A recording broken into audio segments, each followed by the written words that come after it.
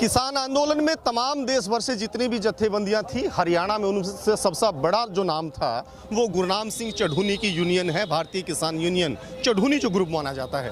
उनकी प्रदेश अध्यक्ष सुमन हुड्डा जी हमारे साथ में हैं। उनसे जानने की कोशिश करेंगे कि जो घटनाक्रम बदला, मोदी जी ने जिस तरीके से कहा कि ये कानून है वो वापस लेने का काम करेंगे आगामी संसद के सत्र में, उस पर उनकी प्रतिक्रिया क्या है और आगामी रूपरेखा इन लोगों की क्या रहेगी, किसानों को किस तरीके से, किस नजरिए से ये लड़ाई को लेकर के चलेंगे। सुमन जी, मोदी जी ने जो कहा है उस पर कितने आप सहमत हैं अब तक? देखिए, विश्वास नहीं हो रहा है, शायद किसी को भी नहीं हुआ होगा। अब तक जो हमने सुना है उसको, जब जो चीज़ें उन्होंने वर्बली बोली हैं वो अगर हमें रिटर्न सेंस में दे देते हैं तब हम मानेंगे। तब तक ना पहले विश्वास हुआ था ना अब तक है, और जब तक रिटर्न में सब कुछ हाथ में नहीं आ जाता आगे भी हम विश्वास नहीं करेंगे। सुबह से जितने भी लोगों से मैंने पूछा है, सबका एक ही जवाब है, रटा रटाया, कि विश्वास नहीं हो रहा है। देश के प्रधानमंत्री कोई शब्द बोले, उनके इशारे काफ़ी होते हैं, उन पे भी विश्वास क्यों नहीं? फिर किसकी बात पे आप विश्वास करेंगे? ये जुमले हम पहले भी सुनते रहे हैं। 15 लाख मिलेगा, मिला क्या आपको? बेरोजगारी हटेगी, रोजगार मिलेगा, क्या मिला? सब कुछ प्राइवेट हो गया, तो हम किस बात पे विश्वास करें? काला धन आएगा, हमें वोट दीजिए, काला धन आएगा। तो वोट तो दिए मोदी जी को हमने, काला धन आया क्या? तो अगर वो करके दिखा दें तो हम उन पे विश्वास कर लेंगे, बाकी फिलहाल विश्वास नहीं है। आगामी रणनीति क्या करेगा किसान? कल संयुक्त मोर्चा की मीटिंग है, सिंघू बॉर्डर, 27 तारीख है, सुबह 11 बजे मीटिंग है। सभी नेतागण वहाँ पे बैठेंगे और उसमें डिसाइड होगा कि आगे की रणनीति क्या होगी। जी, एमएसपी को लेकर के जो मांग है उसके लिखित आश्वासन से ही किसान उठेंगे, या फिर जिस तरीके के सरकार के प्रवक्ता आकर के अलग अलग टीवी चैनल्स पर, सरकार के नेता अलग अलग मंचों पर बोलते हैं कि कमेटी हम लोग बना देंगे, उस पर भी किसान काम चलाने की कोशिश करेगा? देखिए, फिलहाल कमेटी खेलने का कोई मूड नहीं है। हम ये चाहते हैं कि अगर कमेटी भी बनाई जाए एमएसपी के लिए तो ठीक है, वो कमेटी सरकार से बातचीत करती रहेगी, हमारे तो तंबू गड़े हुए हैं, हम इनमें बैठे रहेंगे। जब वो कमेटी अपना डिसीजन लेके आ जाएगी हमारी मांगों को मनवा के, तो हम यहाँ से उठ के चले जाएंगे। हम ये नहीं कहते कि कमेटी मत बनाओ, पर हम ये कहते हैं कि हमें एमएसपी चाहिए। काले कानून तो पहले भी वापस हो चुके थे, तो वो तो रिपील कर लिए गए थे। मेन मुद्दा था एमएसपी का, जो हमारी फसलें रुलती फिर रही हैं उनका, कि उनको एमएसपी की जो पक्की खरीद है, उस खरीद गारंटी के लिए हम लोग यहाँ बैठे हुए थे। तो अगर वो चीज़ सेशन में पास हो जाती है और हमें रिटर्न में दे दिया जाता है, देन इट्स ओके। और बाकी ये कहना चाहेंगे कि अगर कमेटी बनती है तो हमें ये ना बोला जाए कि आप लोग उठ के चले जाइए। हम ये चाहते हैं कि आप कमेटी के साथ बातचीत करें, आपकी कमेटी हमारी कमेटी जो भी हो, बातचीत करें और फिर वो किसानों में, आम जनता में ला के रखें उस बात को, किसान उसे सहमत हैं या नहीं है, और फिर हमें उठ के जाने को कहें। 700 से ज़्यादा परिवारों ने किसी न किसी अपने को खोया है, उनके लिए क्या डिमांड रहेगी? एसकेएम की, आपके संगठन की, आपकी? देखिए, वो क्षति कभी भी पूरी नहीं की जा सकती, पर हम चाहते हैं कि जो परिवार उजड़ गए हैं उन परिवारों के लिए कुछ ना कुछ कंपनसेशन हो। शहीदों की विधवाओं को नौकरी दी जा सकती है, या उनके बच्चों की शिक्षा का प्रबंध किया जा सकता है, कुछ सरकार की तरफ से वैसा किया जा सकता है। और बाकी भी शहीदों की बेटियों की शादियों की जिम्मेवारी ली जा सकती है। तो शहीद परिवारों को हम प्रायोरिटी देना चाहते हैं कि जिन्होंने इस मोर्चे पे अपनी जान गंवाई है, इस आंदोलन को अपनी जिंदगी दांव पे लगा के और जीतने की तरफ बढ़ाया है, उनके लिए हम कुछ ना कुछ करके उठे, अदरवाइज हम यहीं बैठे रहे। जितनी भी डिमांड का आपने जिक्र किया, उन शहीद परिवारों के लिए, उन तमाम जो लोग हैं उनके ऊपर आश्रित थे, ये सरकार से आपकी डिमांड है।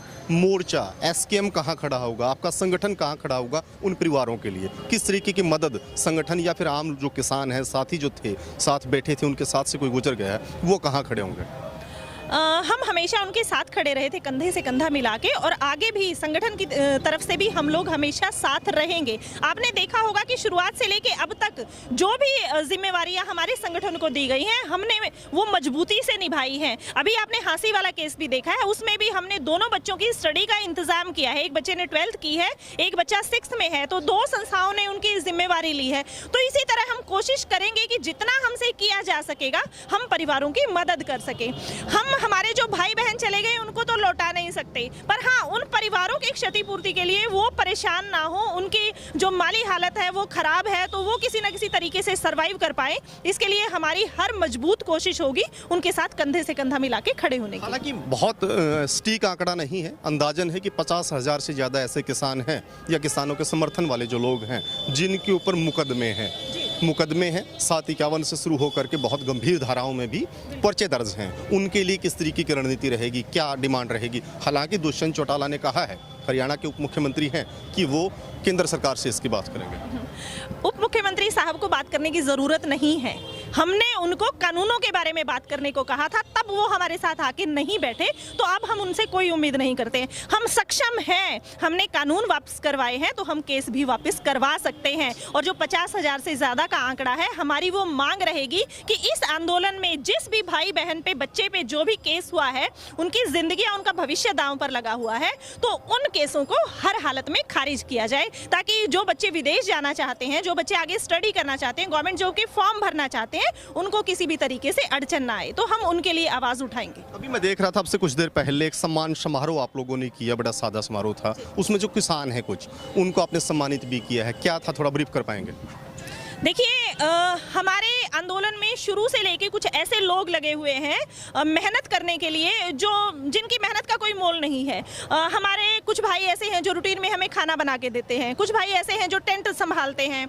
कहीं एक भी कोई प्रॉब्लम आती है, यहाँ पे नाइट ड्यूटी देना हो या कोई और काम हो, कुछ फ्रंट पे रह के काम संभालते हैं, कुछ गाँवों में टीमें बना के लोगों को इकट्ठा करके यहाँ मोटिवेट करके लाते हैं।